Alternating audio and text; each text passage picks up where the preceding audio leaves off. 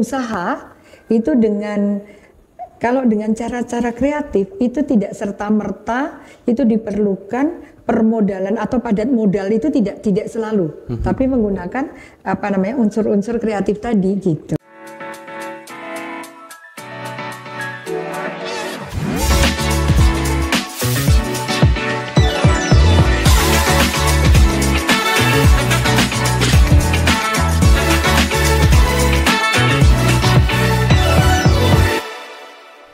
Assalamualaikum warahmatullahi wabarakatuh. Pemirsa dan pendengar RRI Tanjung Pinang, jumpa kembali kita di podcast Kawan Celoteh. Dan kali ini sudah hadir kawan celoteh kita.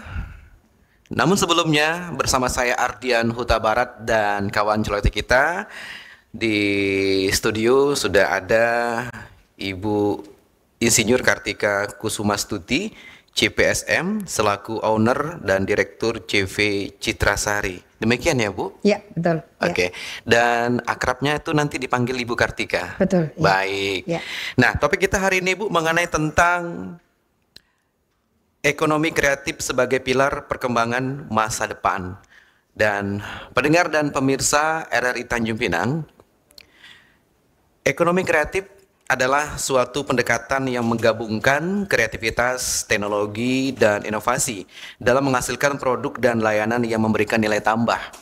Dengan memanfaatkan potensi kreatif yang dimiliki oleh masyarakat, ekonomi kreatif mampu menciptakan peluang bisnis baru, meningkatkan daya saing, serta menciptakan lapangan pekerjaan. Nah, dengan berbagai potensi yang dimiliki, ekonomi kreatif dapat menjadi motor penggerak pertumbuhan ekonomi yang berkelanjutan. Dan melalui pemanfaatan budaya lokal, seni, desain, dan teknologi, kita dapat menciptakan produk dan layanan yang unik serta memenuhi kebutuhan pasar global. Baik, hari ini pendengar dan pemirsa sudah hadir kawan celoteh kita. Hari ini ada Ibu Kartika Kartika Kusumastuti, ya. CPSM, yang merupakan owner direktur CV Citrasari. Nah, sebelum kita menuju ke topik pembahasan kita, boleh Bu dijelaskan nih kapan dimulai berdirinya dan bagaimana nih awal mula Ibu memberikan nama brandnya itu adalah CV Citrasari. Ya, baik, terima kasih Mas Ardian. Ya. Jadi berawalnya Citrasari berdiri tahun 2002, yaitu dalam kondisi terpaksa.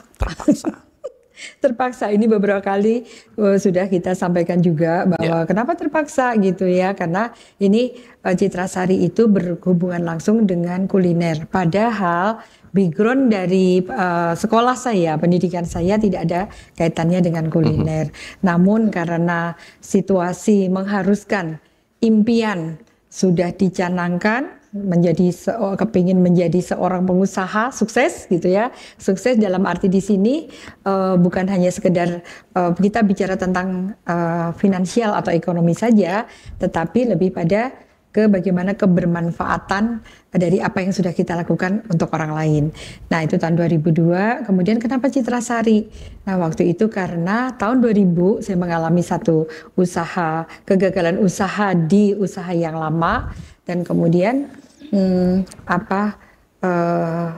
mengharuskan kita tetap hidup harus dilanjutkan, dan kemudian 2 tahun pencarian, dan saya memutuskan untuk, karena sesuai hobi, passion saya di bidang kuliner, saya coba di kuliner. Dan bukan tanpa pertimbangan, karena di bidang kuliner, satu, orang tetap membutuhkan makanan dan lain sebagainya. Kemudian yang kedua, lebih pada kalau makanan itu kan bermacam-macam kelasnya. Jadi karena waktu itu kelas ekonominya sangat-sangat memprihatinkan, jadi saya memulainya dari juga makanan-makanan yang betul-betul mempunyai nilai ekonomis tidak bisa terlalu tinggi karena modal saya sangat terbatas. Makanya saya memilih kuliner untuk memenuhi kebutuhan ekonomi saya, dan kemudian berlanjut terus karena sedikit pernah punya pengalaman sebagai pelaku pendamping UMKM di Jogja dari waktu itu tahun 91 sampai 93, sehingga saya belajar dari pengalaman teman-teman yang pernah berinteraksi dengan kami. Oh iya ya, kenapa saya tidak memilih untuk menjadi UKM saja dan di bidang makanan gitu. Ya, perjalanan itu tidak mudah Bu ya, dari tahun 2002 kemarin ya. 2002 ya. Iya. Ya, Sampai tidak dengan saat semudah ini. membalik telapak tangan begitu ya, kata orang-orang bijak itu ya. Nah, itu hingga saat ini dari mulai kelas masuk ke warung-warung, kemudian meningkat lagi. Nah, itu tentunya bukan tanpa proses. Ya. Itu merupakan proses dan proses untuk belajar mengenal ekonomi yang lebih kreatif dan tentunya berkelanjutan ya. Itu juga banyak yang saya pelajari dari para mentor, dari media sosial. Kemudian waktu itu media sosial belum terlalu ini ya, tapi dari buku-buku gitu, dari literatur dan pengalaman tentunya dari teman-teman yang sudah lebih dulu sukses. Ya. Gitu. Barangkali nanti ada pemirsa dan pendengar kita juga pengen tahu nih. Perjalanan dari proses, semua butuh proses dan Ibu bilang juga tidak mudah. Nah, tentunya dari semua proses, semua perjalanan itu ada beragam kendala dan tantangan tentunya. Nah, dari kendala dan tantangan yang sudah dilewati hingga saat ini tentu bisa nih Ibu sampaikan ke pendengar dan juga pemirsa kita prestasi-prestasi Ibu ya, mungkin dari tingkat kota atau kabupaten hingga ke tingkat presiden. Mungkin ada nih beberapa prestasi yang boleh Ibu ceritakan secara singkat. Oh gitu ya? Ya. Langsung ke prestasi ini. Ya. Padahal sejarahnya panjang loh ini. Sejarahnya panjang ya. Karena ini perlu momentum kita, Bu. Momentum kita. Iya baik. Jadi sama sekali tidak terpikir dalam berproses tersebut, tidak terpikir untuk suatu saat akan mendapatkan penghargaan atau apresiasi dari banyak pihak. Namun segala sesuatu yang menjadi komitmen saya dan suami dalam melakukan sesuatu, dalam melakukan menaklukkan tantangan-tantangan itu, kami lakukan semaksimal mungkin dan tidak mudah menyerah atau apalagi tangan di bawah. Begitu. Tidak banget untuk kami gitu. Nah, salah satunya adalah kalau tadi ditanyakan prestasi-prestasi adalah yang hubungannya dengan pembinaan dan pemberdayaan masyarakat. Nah, itu kalau yang dari bawah waktu itu dari gubernur ya, tingkat gubernur, yaitu Sidakarya tentang peningkatan kualitas dari usaha begitu. Itu pertama kali ya, itu tahun 2016 ya kalau nggak salah saya. Nah kemudian tambah lagi kesana lagi yang menurut saya luar biasa dan betul nggak sih ini, mungkin nggak sih ini kok, tapi ternyata sudah di depan mata. Itu tahun 2020 beberapa penghargaan yang kami dapatkan dari mulai gubernur tentang perempuan inspiratif begitu ya. Terus kemudian tahun 2020 juga itu dari tanggal 1 mendapatkan dari Anugerah Perempuan Indonesia. Itu juga di tingkat nasional bersama 7 para perempuan-perempuan dari beberapa provinsi. Itu tentang perempuan inspiratif juga intinya. Kemudian tahun tanggal 11 itu Upakarti. Nah ini Upakarti ini diberikan oleh Presiden dari Kementerian Perindustrian. Nah itu per 2 tahun sekali dan setiap periode apresiasi itu hanya diberikan kepada 5 orang. Apa yang diberikan? Kenapa kita diberikan? Karena konsisten dan komitmen kita dalam membina masyarakat, memberdayakan masyarakat, dan kemudian berkolaborasi bersama masyarakat dalam bidang ekonomi, khususnya adalah ya peningkatan ekonomi kreatif itu tanggal 11. Kemudian tanggal 22-nya itu dari Menteri Pemberdayaan Perempuan itu sebagai perempuan inspiratif juga. Tentunya sudah cukup banyak ya Bu prestasi Ibu ya, dan ini juga menjadi sebagai contoh tauladan nih, terutama kepada kaum perempuan. Apalagi 2 hari lalu ya kita memperingati Hari Kartini 21 April 2025 dan ini menjadi momentum yang sangat hebat, sangat kuat bahwa prestasi para wanita tidak boleh kita remehkan. Nah, seperti contohnya Ibu Kartika. Oke. Dan pemirsa, pendengar RRI Tanjung Pinang, topik kita adalah ekonomi kreatif sebagai pilar perkembangan masa depan. Nah, kita masuk ke pokok pembahasan kita, Bu Kartika. Nah, Tentu banyak nih di luaran sana definisi dari ekonomi kreatif, baik itu dari pemerintah barangkali atau masyarakat secara luas. Nah, kalau dari perspektif Ibu sendiri, definisi ekonomi kreatif dari pandangan Ibu seperti apa?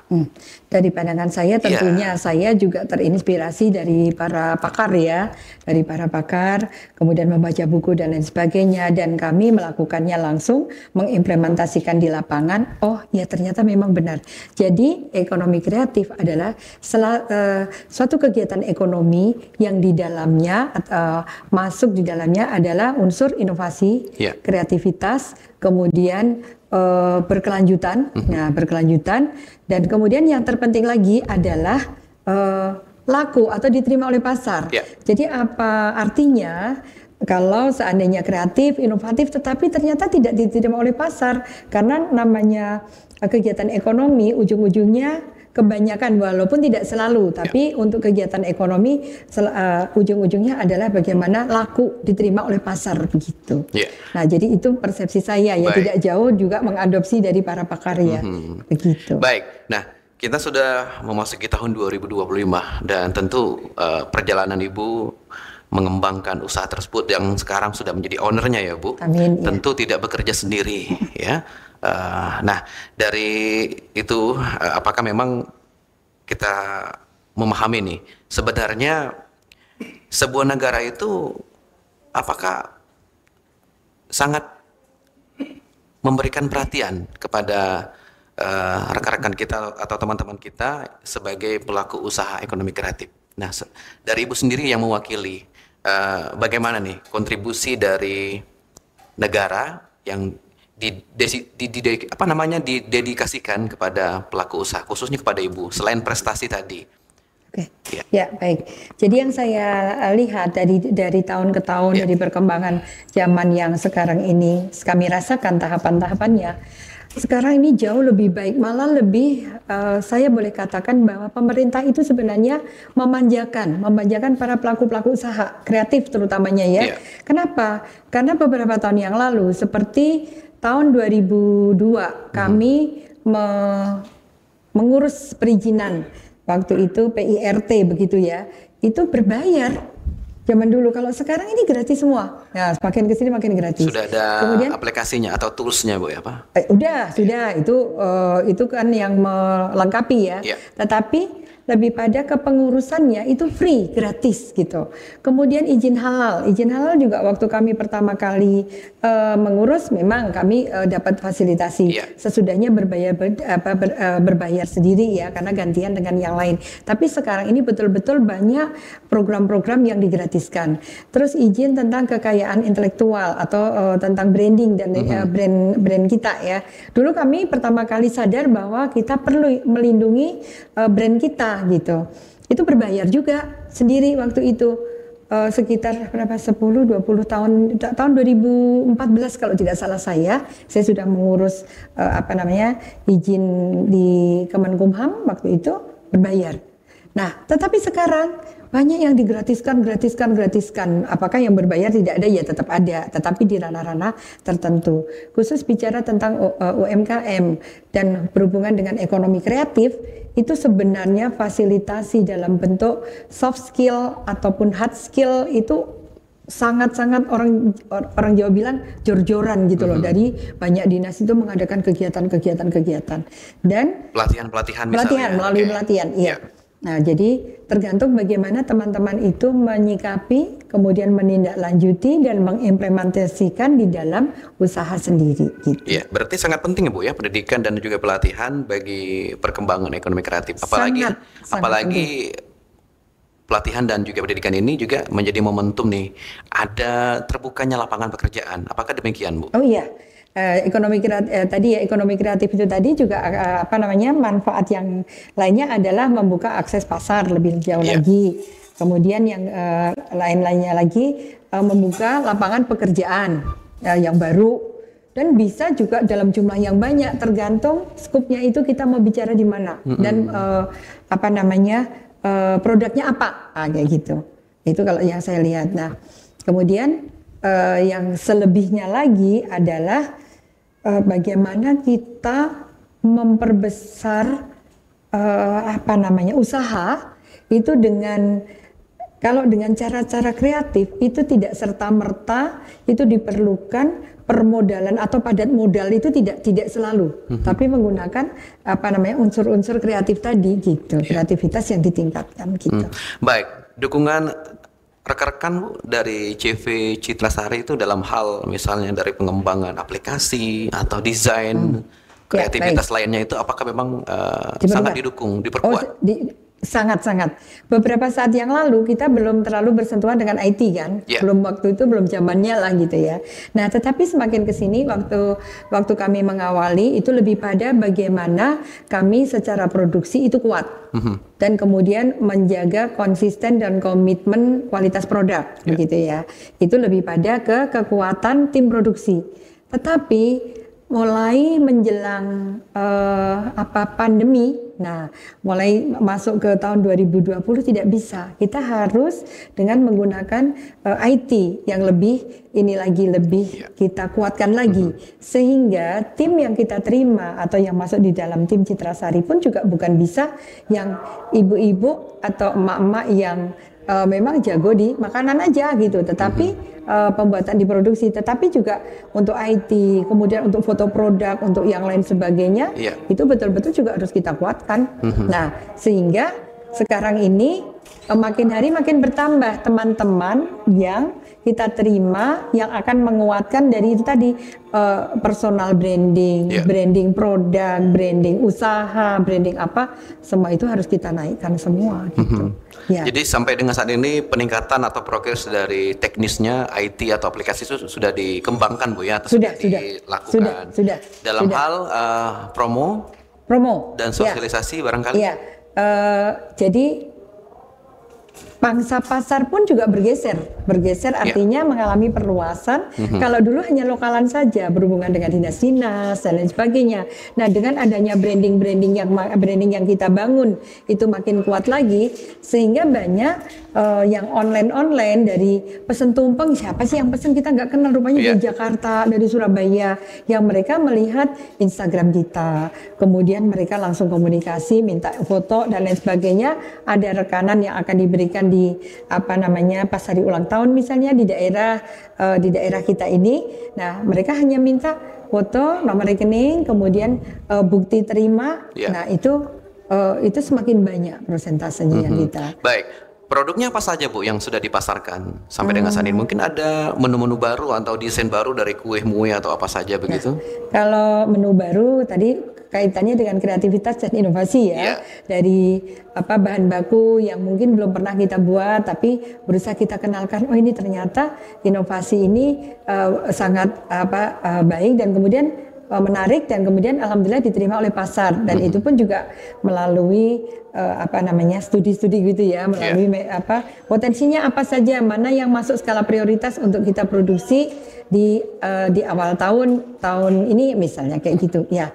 Ada sangat kita lakukan dengan jeli itu karena persaingan makin ketat. Benar, jadi bagaimana kita tetap bukan bukan dengan hal-hal yang negatif, tidak, tapi bagaimana kita mengeksplor diri untuk lebih meningkatkan kualitas, kapasitas dan tentunya penuh integritas. Gitu. Nah, apakah ada nih Bu kendala atau tantangan dalam hal mencari bahan bakunya Bu untuk memproduksi produk yang Ibu produksikan itu? Kalau bahan baku saya rasa tidak ada masalah untuk saya. Masih ruang lingkup daerah untuk mendapatkan bahan baku. Karena apa? Karena produk-produk yang saya produksi adalah berbahan baku lokal. Ya, paling ya antar provinsi begitu ya. Terus tetapi lebih ke arah fluktuatif dari harga. Mau di Tanjung itu yang berbeda-beda harganya. Beda-beda, hari ini lain, besoknya lagi beda lagi gitu. Jadi membuat kami mengambil sikap dalam mengeksekusi pesanan-pesanan yang jangka panjang ini juga kita harus berdasarkan studi kasus. Jangan kita terima dengan harga yang rendah kemudian kita iakan, padahal kita tahu bahan baku yang dipesan oleh seseorang ini, oleh satu pihak ini, customer kita ini bahan bakunya fluktuatif, nggak mau dong kita rugi, tapi kita juga tidak mau merugikan customer. Artinya pada saat mereka sudah mengiyakan dengan harga tertentu, harga fluktuatif tinggi, kalau hari ini harga makanan kita naik Bu, besok turun lagi, nggak bisa itu. Iya. Produknya walaupun bahan bakunya ada fluktuasi itu, ada kenaikan bahan baku, itu harga kue muenya tetap sama Bu? Tetap sama. Tetap sama ya? Nah, tetap sama. Makanya kita berlakukan subsidi silang ya. Subsidi silang. Seperti apa tuh Bu, subsidi silang itu? Subsidi silang misalnya nih, contohnya dadar gulung. Dadar gulung itu kan kelapa isinya kan. Dulu kan harganya murah ya. Iya, sekarang santan kelapa udah mahal Bu. Sekarang waktu itu 3 kilo atau 1 kilo sekitar 15.000 kelapa muda yang untuk intinya kue itu. Nah sekarang 1 kilo sudah 25 bahkan 30.000. Nah kemudian padahal orang menilai dadar gulung itu kan murah. Itu bahan bakunya kan murah, hanya tepung, telur dan kemudian terigu kelapa muda gitu. Nah dibandingkan dengan misalnya dengan cake apa semua ya kan kayaknya lebih, apalagi ditaruh keju segala macam. Nah sehingga kami mengambil margin untuk yang dadar gulung ini ya sudah dengan ukuran tertentu. Terus kemudian yang makanan-makanan yang agak lebih kekinian yang orang melihatnya ini harganya agak wow nih. Nah kita juga memberikan marginnya juga tinggi juga. Sehingga pada saat ini tinggi, yang kue berbahan baku murah menurut ini masyarakat, pandangan masyarakat atau customer kita, nah kita bisa subsidi silangkan dari makanan-makanan yang sepertinya wow tadi gitu. Itu salah satu contoh. Salah satu contoh Bu, produk Ibu yang laris terjual itu ada beberapa atau seperti apa Bu? Ya, masuk dalam bestseller dari tahun waktu itu ya sampai hari ini itu masih tetap sama si epo-epo itu pastel ya kalau bahasa ini di Jawanya gitu. Epo-epo, kemudian ada lemper ayam, terus kemudian ada dadar coklat flak keju, terus kemudian ada tepung goma. Tepung goma kan orang Melayu bilang lece gitu ya. Makanan receh, sisa-sisa gitu ya. Terus kemudian satu lagi talam keladi. Tepung goma. Kenapa sih tepung goma gitu? Orang lain mungkin tidak tahu di luar sana kan karena tidak mengenal. Nah, jangan salah, kita boleh sama nama tapi belum tentu rasanya sama gitu. Beda kualitas ya Bu ya. Itulah masuk unsur kreatif gitu. Ini memang tergantung dari tangan-tangan yang membuatnya. Walaupun namanya sama, tapi yang buatnya beda, itu pasti rasanya beda. Oke, baik. Ibu, nah tentunya memang perjalanan Ibu mengembangkan CV Citrasari ini kan bukan hanya dijual secara konvensional, tapi apakah memang produk Ibu juga dijual secara marketplace misalnya atau melalui media sosial seperti itu? Kalau media sosial sudah pasti ya, sekarang ini semakin banyak tadi saya katakan gitu ya. Nah kemudian juga kami mendekatkan diri bahwa Citrasari itu bukan hanya membuat makanan, kita jual selesai sudah, tidak. Tetapi kami berusaha untuk bagaimana berbagi semangat, spirit melalui edukasi kepada membuka diri untuk open kitchen, silakan mau belajar monggo gitu ya. Makanya sekarang ini dari mulai PAUD, TK, SD, SMP, SMA, anak-anak kuliah, ibu-ibu Dharma Wanita atau ibu-ibu kesatuan-kesatuan itu berkunjung ke Citrasari. Iya, berarti dari Ibu sendiri sebagai owner sudah pernah nih Bu mengadakan pelatihan atau workshop untuk masyarakat misalnya? Alhamdulillah, dari bahkan bersama teman-teman di komunitas sampai ke LP juga kita lakukan, dan kemudian juga ke sekolah-sekolah, dan alhamdulillah juga direspon baik oleh teman-teman prinsipal atau supplier dari brand-brand tertentu yang mengajak kerjasama. Nah itu semata-mata lebih pada penguatan untuk masyarakat itu harus berdaya, masyarakat harus pinter, masyarakat harus mau belajar. Nah itu dengan edukasi-edukasi produk-produk yang kekinian yang mereka awalnya mungkin belum tahu, dan melalui edukasi-edukasi itu menjadi mereka semakin terbuka. Makanya sekarang ini kalau dibilang kompetitor tinggi, ya, tetapi yakinlah bahwa rezeki itu sudah ditakar, tidak akan mungkin tertukar. Gitu. Barangkali pemirsa dan pendengar kita nih pengen tahu nih Bu Kartika, di mana sih Bu lokasi CV Kartika Citrasari ini? Iya. Citrasari rumah produksi ada di Jalan Delima, Ya. Tanjung Pinang. Jalan Delima. Jalan Delima, Kelurahan Kampung Baru. Kampung Baru. Iya, Kampung oke. Baru. Iya, masuk dalam ya gang kecil sih enggak, tapi Berarti masuk di dalam masih home produksinya masih di situ, Bu. Maksudnya ada misalnya di tempat lain membuka cabang misalnya? Kalau cabang lebih pada outlet ya, outlet di jalan Outlet. ya di Ya. Jalan Wiratno itu memungkinkan untuk akses dengan di jalan raya, jalan protokol Ya. itu kan lebih mudah ya untuk didatengin oleh customer gitu. Iya. Tetapi ada satu yang menarik kalau untuk membuka cabang di lain tempat masih dalam wacana, mengingat menimbang banyak kegiatan-kegiatan lain yang memang sedang menjadi amanah kami gitu. Nah, tetapi ada beberapa customer yang mereka selalu salah satu travel itu beberapa kali, bahkan sudah sampai 7 kali ya dari luar, dan mereka meminta kunjungan ke kita. Kita ajak ke outlet, nggak mau, nanti mampir gampang gitu. Tetapi mereka lebih pada tertarik dengan bagaimana kunjungan ke rumah produksi. Ya, kenapa yang menjadi menggelitik mereka adalah satu, kita bertahan hingga tahun ini 23 tahun ya dengan konsisten dan ya begitulah, tetap alhamdulillah diterima oleh masyarakat. Kemudian yang kedua, kenapa dari dapur kecil ini, bagaimana dari dapur kecil ini dengan tim begini kita bisa mengerjakan pekerjaan-pekerjaan yang dalam waktu 1 hari itu alhamdulillah sekitar 15 sampai 20-an tempat yang harus kita handle, dan itu rutin 30 hari kerja ya alhamdulillah 30 hari kita juga bekerja gitu. Iya. Dari produk Ibu selama ini apakah memang sudah didistribusikan ke daerah-daerah lain, misal ke Pulau Jawa misalnya?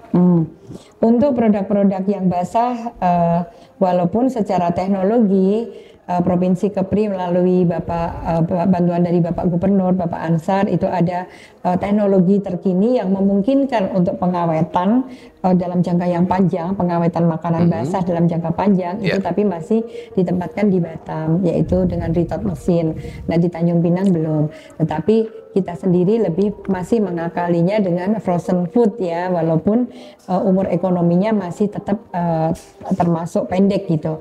Tapi yaitu tadi selalu ada inovasi atau kreativitas yang kami lakukan, yaitu bagaimana kita mempunyai satu produk yang awet, jadi memungkinkan untuk dikirim sampai kemana-mana. Nah, itu ada mulai 2 tahun yang lalu kita memproduksi tambahan crispy taste-nya ala Citrasari. Nah, ini sudah banyak diminta di beberapa daerah ya, di beberapa daerah. Khususnya bahkan, Bu, daerah mana?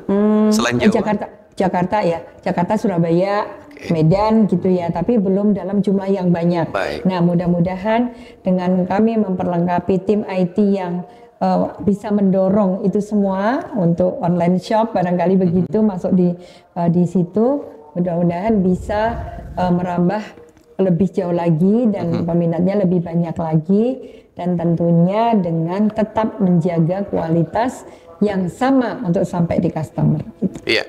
Lalu Bu, kalau memang ada dukungan misal khususnya untuk pemerintah provinsi, dukungan seperti apa yang sudah diberikan kepada pelaku UMKM khususnya dari CV Citrasari sendiri? Apakah ada nih bantuan misal dari pemerintah, apakah itu fasilitas atau finansial semisalnya begitu Bu? Kalau yang pernah kami terima adalah dari PT Taspen ya, sebagai binaan, dukungan gitu ya. Iya, dukungan permodalan waktu itu. Nah, tetapi secara dari pemerintah berupa bantuan fresh money gitu nggak ada, kecuali kita kredit memang kan gitu dari perbankan gitu. Tapi dalam hal peningkatan kapasitas kualitas dari SDM kita sangat-sangat ada. Kemudian fasilitasi untuk memberikan peluang kurasi dari Bank Indonesia, misalnya kita dikurasi produk-produk kita sehingga lolos. Nah, itu menjadi satu jaminan bahwa kita sudah naik kelas loh dibandingkan dulu kalau kita tidak mempunyai standarisasi dari hasil kurasi itu. Nah, sehingga kita berhak untuk mengikuti pameran di mana itu merupakan satu fasilitas juga dari pemerintah yang kami dapatkan. Baik, Bu, apakah ada pesan nih Bu untuk teman-teman kita, khususnya kepada kaum perempuan, agar mampu untuk memberikan nilai positif lah, paling tidak dalam hal UMKM atau usaha ini? Apakah ada nih pesan dari Ibu kepada teman-teman kita, khususnya kepada kaum perempuan, agar mampu untuk memberikan value lah kepada mereka? Jadi yang saya pesankan kepada teman-teman ya, itu bahwa Kepri ini adalah daerah yang luar biasa. Berdekatan dengan Singapura, Malaysia. Sudah mulai Thailand datang ke sini, tapi Singapura, Malaysia lah terutamanya. Kita juga mempunyai situs-situs sejarah yang sangat mendukung, dan itu ada di Tanjung Pinang untuk kita bisa melihat itu semua, sehingga menciptakan satu atmosfer ekonomi kreatif yang saling bersinergi, berkolaborasi, dan kemudian berkelanjutan. Kita tidak ada yang hebat sendiri, tidak. Kita harus berkolaborasi. Dan apabila atmosfer itu tercipta di daerah kita, terutamanya di ibu kota provinsi ini, insya Allah ekonomi akan semakin berkembang dan terbuka, mengundang peluang-peluang pasar dari luaran untuk melirik dan kemudian ikut memberikan kontribusi nyata kepada pertumbuhan ekonomi di Tanjung Pinang. Iya, apalagi kita ini daerah perairan ya Bu ya. Pulau kecil dan tentunya tapi memiliki sumber daya alam yang patut menjadi kekuatan buat kita, bahwa sebenarnya kita sangat mudah nih kalau memang mau berkreasi dan berinovasi ya Bu. Konsisten dan komitmen yang agak sedikit yang harus didorong, betul-betul dikuatkan supaya kita sama-sama kita bisa bergerak maju dan kemudian memenangkan kondisi ekonomi yang sebagian orang mengatakan ini tidak baik-baik saja, tetapi pada saat kita tenang, berpikir, mau belajar terus, kemudian mau berupaya terus, selalu peluang itu ada. Ya, kita harapkan memang dari CV Citrasari ini Bu menjadi role model Bu ya. Amin. Kepada teman-teman atau rekan-rekan kita yang juga ingin berkontribusi dengan cita-cita dan harapan yang sama.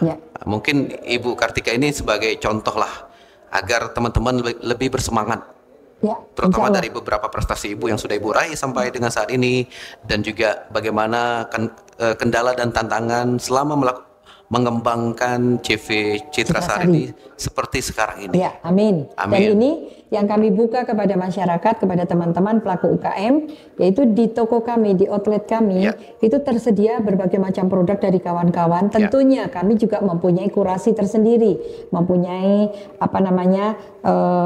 standar untuk menseleksi kualitas produk kawan-kawan. Itu ada dari Lingga, dari beberapa tempat di Provinsi Kepri yang kita wadahin. Ayo sama-sama kita dukung ekonomi teman-teman, kita dukung pelaku UMKM untuk sama-sama mempromosikan supaya kita sama-sama maju. Kita sudah berada di penghujung podcast kita, Ibu Kartika. Barangkali ada closing statement tentang topik pembahasan kita mengenai tentang ekonomi kreatif sebagai pilar perkembangan masa depan. Mungkin ditutup dengan pantun. Pantun boleh. Ya. Pesannya begitu. Salah satunya adalah tidak ada yang kebetulan, semua kejadian baik itu ada yang bikin negatif atau positif, itu semua adalah yang terbaik menurut Yang Maha Kuasa. Nah, kemudian kita bisa lakukan bersama-sama, saling menguatkan, dan kemudian kita menangkan apa yang menjadi, tetapkan segera impian sedetail mungkin apa yang akan kita capai, lakukan sepenuh hati, berjalan terus bergerak ke depan, jangan mundur apalagi berbalik arah sebelum impian dalam genggaman. Sebaik pantun di akhir, perempuan cantik pemimpin negeri, semangatnya kuat tiada terpenuhi. Marilah kita satukan hati melalui ekonomi kreatif membangun negeri. Luar biasa. Baik, pendengar dan pemirsa RRI Tanjung Pinang, kami cukupkan jumpa kita di podcast Kawan Celoteh, dan saya Ardian Huta Barat bersama Ibu Insinyur Kartika Kusumastuti selaku owner dan juga Direktur CV Citrasari. Mohon pamit dalam podcast Kawan Celoteh. Wassalamualaikum warahmatullahi wabarakatuh.